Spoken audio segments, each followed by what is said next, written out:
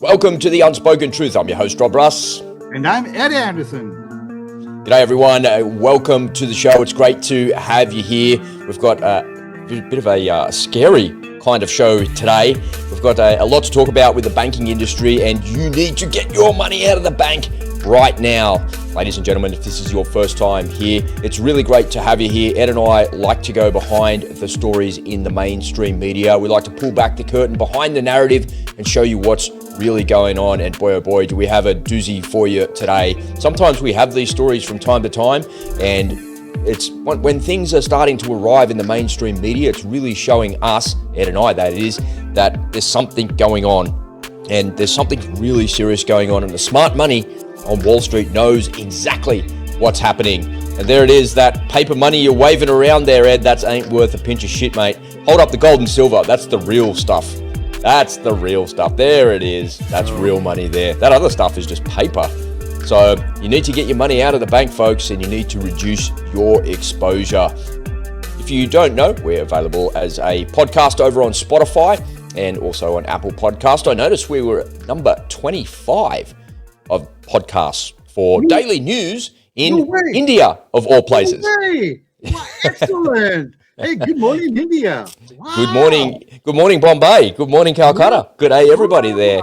Thank you for your support in the Indian listeners and viewers. We really appreciate that. So thanks for your support, everybody. The show is going really well, the YouTube channel. It's a very, very long road to build a YouTube channel, and it's working for us. It's just tracking along as expected, but the podcast is going really well. We're also available on Twitter and on Telegram. We use Telegram as the backup here to YouTube, because if something goes wrong, we've got all of our content over there, also on Rumble as well. Just scroll down, ladies and gentlemen, and all the links are in the description there for you. Let's get into today's show. I mentioned right there at the start, you've got to get your money out of the bank. Ed's held up a big fistful of 50s and showing you that he's doing exactly that. The banks are closing accounts. If you're a politically exposed person in the United Kingdom, they don't like what you're saying, or they don't like your big mouth because you got a microphone like me and Ed, they'll shut you out of your bank account. And it's happened to Nigel Farage recently, and he's a public figure, so he's got a platform, so that's the reason you know about it. But Nigel Farage has come out recently and said that there's a whole bunch of other people that have approached him and said, yep, that's happened to me too. So we've got a banking Me Too movement going on in the UK. That's not really what we're going to talk about today, but the banks are closing people's accounts. And this is very serious. You don't want to get caught unawares, folks. Remember, when you deposit your money in the bank, you're a creditor. You're last in line to get paid. So if something's going wrong, you can't just go down there and go, oh, can I have my $50,000 out of the bank? They're going to tell you to piss off and go away. It's just not going to work. It's just unfortunate. You've got to be ready, folks. You've got to reduce your exposure. You've got to protect yourself, and you have to act now. Ed, what are your opening remarks, mate? Well, boy, I can't do better than that, Robbie. You nailed it, man. We cover a lot of this in the report. Yeah, these are scary times, but you do not have to be a victim. You can not only survive the upcoming calamity, maybe you can even profit from it. So, well, that's the point, right? Yeah. That's the point. And that is one of the really important reasons why we do this program, is to make people aware of the things that they are not going to hear on the mainstream media. And we do have a kind of a habit of approaching that electric fence that we're not supposed to go to. So for those of you, you should tune in every day just to see whether we're still here. But these are important topics that people really do need to be aware of, and we'll do the best we can to speak in code so that we stay on air, but still give you the information you need. Yeah, absolutely. I think one of the most important things as well is that you keep one eye and one ear on the news. You don't spend your whole day looking at all of these stories that are out there, but you find a source that's suitable for you, that you resonate with as well. Because I think the most important thing is you're not listening to all the doom and gloom of a car crash and people dying in a mass shooting or some crazy thing happening in the world. You want to be listening out for the things that are going to affect you. And they tend to bury these finance stories. Tend to bury them away, and they talk about them in financial doublespeak is what I call it, which is very complicated for people to understand. And we like to pull back that doublespeak here, pull back the curtain behind it, and tell you exactly what's going on. So Ed's got a report for us here this morning, so let's take a little look at that. You need to get your money out of the bank right now. Let's talk about it. Because you asked for it. Okay, so I suppose I should start by reminding you that I'm not a financial advisor. Always do your own research before doing anything with your money. Confidence in our banking industry has not been this low since the great financial crisis of 2008. All of the things that led to the disaster in our financial markets back in 2008 are happening again, even if the mainstream media is not reporting it to you. But I'm here to keep you informed. So if you haven't subscribed, please hit that subscribe button and please, give us a like. Okay, there is a huge outflow of the banks right now. People are pulling their money out of the banks. JP Morgan has just announced that their deposit base has declined by over $200 billion since this time last year. And this is including the acquisition of that First National Bank that they took over a few months ago. So people are pulling their money out of the banks. We're going to talk about the consequence of that in a second. So in addition to people voluntarily pulling their money out of the bank, you have the banks now across the world, like mostly in America here in UK, that are voluntarily closing people's accounts. We all remember what happened to Nigel Farage a couple of weeks ago, where they debanked him. Well, now banks on a regular basis are starting to go through their client base, and they're starting to flag accounts for fraud. And they make up all sorts. Now, you can flag an account for any reason whatsoever, right? Well, we suspect you of committing fraud, but we're not quite sure that you actually did it, but we're going to flag your account. And then soon afterward, they close your account. They're starting to close a lot of people's accounts randomly. Why is that? Why would they close people's accounts? Remember, there's a big push here by the powers to be to reduce the number of banks outstanding, right? They want to get rid of all the small to medium-sized banks. They want to get our system down to the top 4 or 5 banks, the really big guys, the guys who are part owners of the Fed. That's what we're moving toward. So what are the consequences of this deposit base being removed from all of these banks? Well, when banks have less money on deposit, they have less resources for giving out loans. Now, I promise you that pretty soon here, if they haven't already done it, your local bank is going to start cutting your access to credit because they don't have money in the vaults. And as people start asking for their money, the banks don't have your money, okay? Every time your money goes in, they don't sit on it. It goes right back out again. They're not sitting on any of your money. It goes right out again. Remember, any money you have sitting in the bank is legally not considered your money. And if people start withdrawing their money from their banks have to pay you, right? Well, they don't have to, but let's assume they want to pay you.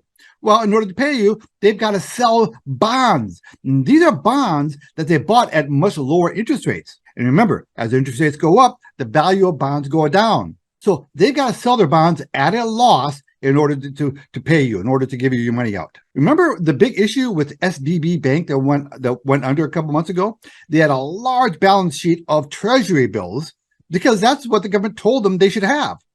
So they bought all these treasury bills, way more than they should have had allotted, and interest rates went up.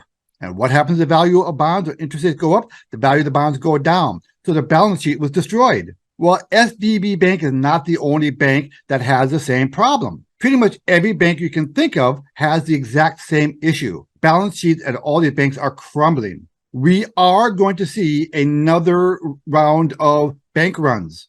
Don't get caught up in that. Be proactive. Don't wait. Do it now. Even if you start withdrawing your money now, it might take you a while if you have a large sum, because you can't just walk into the bank anymore and pull a large sum of money out. They piecemeal it out to you at whatever rate they fancy. So that's another reason for you not to wait. And to give you an idea of how the financial system is gearing up for the new financial monetary system, there was a report issued by the BIS, the Bank for International Settlements, the central bank to central bankers, advising all of their central bank buddies to start pushing to have legislation to change their constitution. Why? Because right now, with most central banks, they're not legally allowed to have CBDCs. Not that it will stop the government, but they figure it's better to have it official rather than not.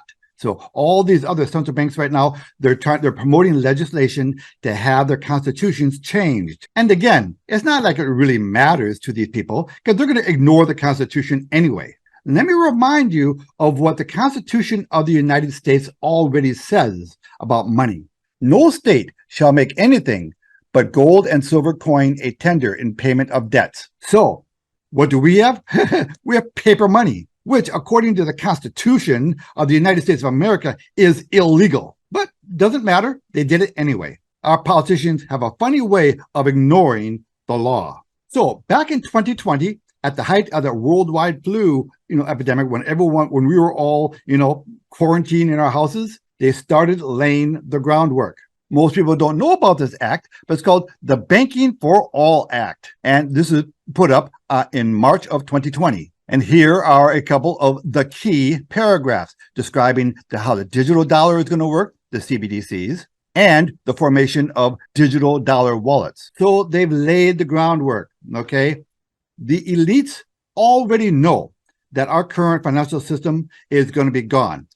It's not going to exist before too long. The blueprint has been thought up, published, and now being implemented. Banks are going to become obsolete. You're going to be able to tell your children and grandchildren that you were there when the modern monetary system was replaced by this new evil digital system to enslave us. Hence the mantra, get your money out of the bank. Put a bunch of your money into gold and silver. This will get you out of the system. And 3, establish streams of passive recurring income. So if you don't know where to start, please contact us and so we can give you an idea of where to start. So remember, I'm not a financial advisor. I'm just a guy with a strong opinion and giving friendly life advice. So the banking crisis that started in 2008 is not over. Round 2 is coming up, and it is going to be a ball buster. Please remember to subscribe and like.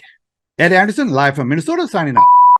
Oh boy, that's some unspoken truth right there. There's some hard truths right there, I was thinking. And I love how the government always calls it something really soft and gentle, like everything's going to be okay. We're going to look after you. It'll be fine.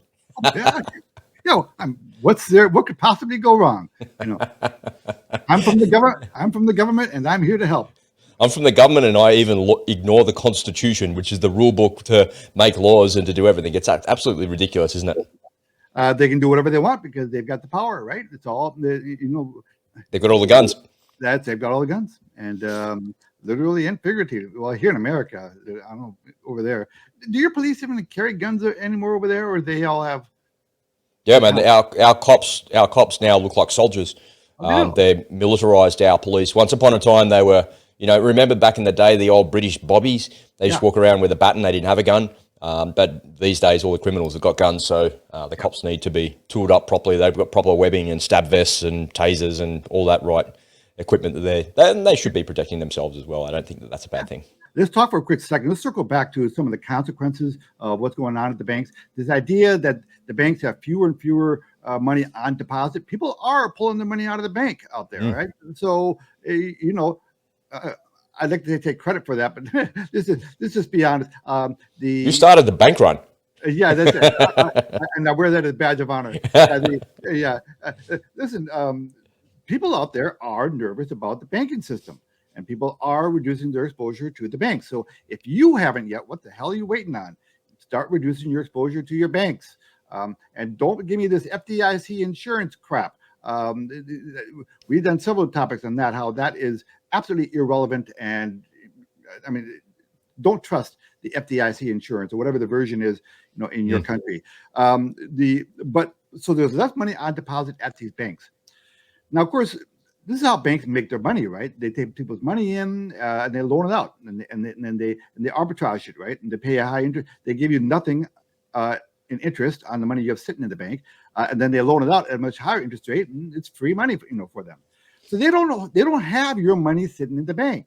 It's not like the old days where you assume they're holding it onto it for you. No, as soon as you put your money in the bank, it is legally not considered your money. That's always remember that. I can't reiterate that enough.